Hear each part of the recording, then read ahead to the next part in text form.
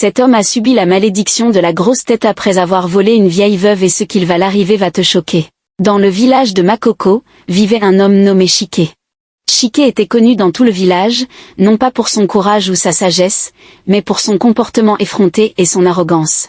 Il était un voleur fier de sa capacité à déjouer l'intelligence des autres et à s'approprier ce qui n'était pas légitimement à lui. Les habitants de Makoko avaient longtemps toléré les actions de Shike, les attribuant à l'esprit égaré d'un homme qui avait perdu ses repères. Cependant, l'audace de Shike ne connaissait pas de limite. Shike était le fils du devin du village. Le devin était le gardien du bien-être spirituel du village, mais son fils était une source d'inquiétude constante pour les habitants. Shike pensait que la position de son père le protégeait des conséquences de ses actes, ce qui était vrai jusqu'à un certain point. Il avait échappé à la plupart des crimes qu'il avait commis. Il volait et attaquait les habitants et se vantait fièrement.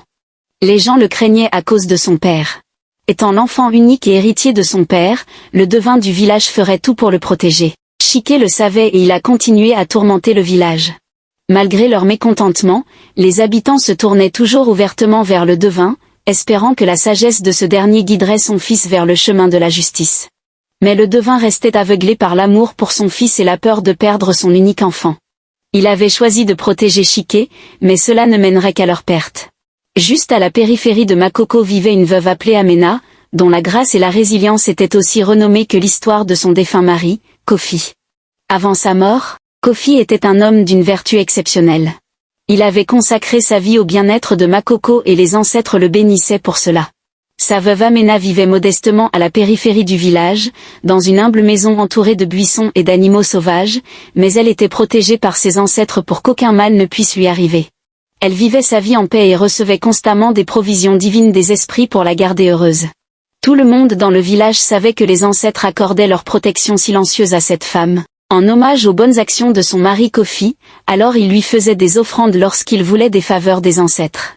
Une nuit, poussé par la cupidité, Shike s'infiltrait dans la maison de Amena et lui volait son bien le plus précieux, un loquet traditionnel simple mais beau ayant appartenu à son défunt mari Kofi. Ce loquet était la dernière pièce de sa vie passée, remplie de souvenirs et d'amour.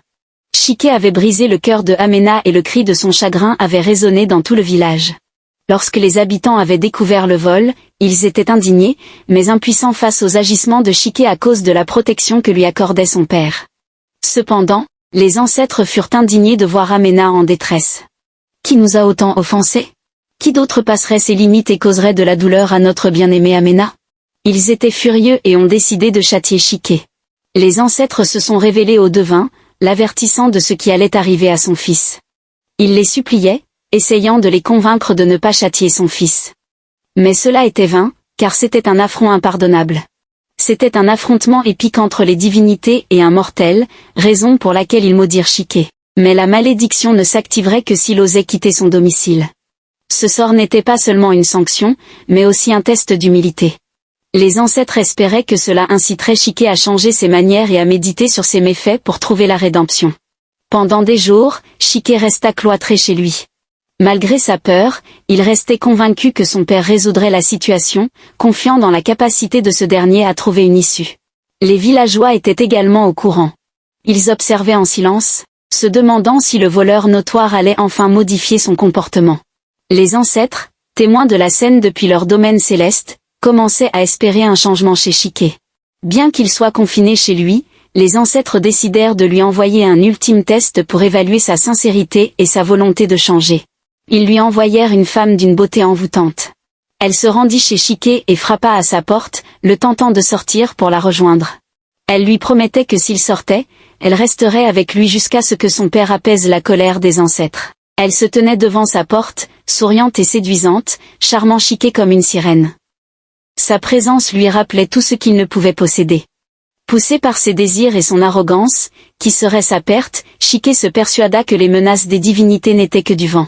Il croyait que son astuce surpasserait même celle des ancêtres. Ainsi, cette nuit-là, attiré par les promesses d'affection et la beauté de la femme, Shike sortit de chez lui. Au moment où son pied franchit le seuil, le ciel gronda de colère et le vent porta la voix des ancêtres. Son corps ne se tordit pas de douleur, mais de la prise de conscience de son ignorance. Instantanément, Sa tête commença à enfler, devenant énorme et lourde, manifestation physique de sa cupidité et du poids de sa culpabilité.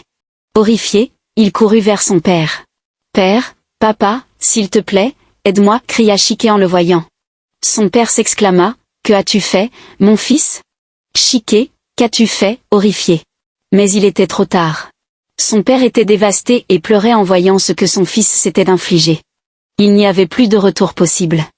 La transformation était irréversible. La première réaction de Chiqué fut de nier et de se mettre en colère. Il maudit les ancêtres, le village, son père, et même la punition qui lui avait été infligée. Cependant, au fil des jours qui devenaient des semaines, et des semaines qui s'étiraient en mois, la réalité de sa malédiction s'imposa à lui comme le poids de sa tête, si grande qu'elle l'empêchait d'entrer dans les maisons pour voler ou de se soustraire aux regards accusateurs des villageois. Les villageois observaient, les yeux écarquillés, mêlant peur, curiosité et une certaine satisfaction de voir le célèbre voleur enfin neutralisé. Chiqué pourrait vivre ainsi pour le reste de ses jours. Mais dans l'ombre de son infamie, il entama un chemin de rédemption. Il présenta ses excuses à ceux qui l'avaient lésé, créa une sorte de sanctuaire et commença à protéger le village des voleurs, utilisant sa malédiction pour défendre ceux qui avaient autrefois été sa proie. Il utilisa également sa condition unique pour rassembler les enfants autour de lui, leur racontant des histoires et des leçons, leur enseignant la valeur de l'honnêteté, de la communauté et du respect des traditions qui les protégeaient. Le village, autrefois victime des méfaits de Chiqué, avait trouvé la paix. L'histoire de Chiqué et de la malédiction qui s'était abattue sur lui était devenue un récit différent, un rappel du pouvoir des dieux et de l'importance de l'humilité et du respect du sacré. Avec le temps, la tête surdimensionnée de Chiqué, bien que toujours imposante, était devenue moins un symbole de honte qu'un témoignage de sa transformation. Les enfants de Makoko, qui n'avaient jamais connu le voleur qu'il avait été, ne voyaient en lui qu'un sage et bienveillant enseignant. La malédiction de Chiqué, infligée par les ancêtres, avait certes changé le cours de sa vie, mais en même temps, elle avait remodelé son âme, faisant de lui un homme meilleur que celui qui avait autrefois troublé son village. C'est tout pour aujourd'hui. Merci d'avoir partagé cette histoire avec moi. Quelle leçon avez-vous tiré de cette histoire? N'oubliez pas de vous abonner et d'aimer pour soutenir cette chaîne et permettre à nos vidéos d'être recommandées à davantage de personnes. Soyez bénis et à la prochaine.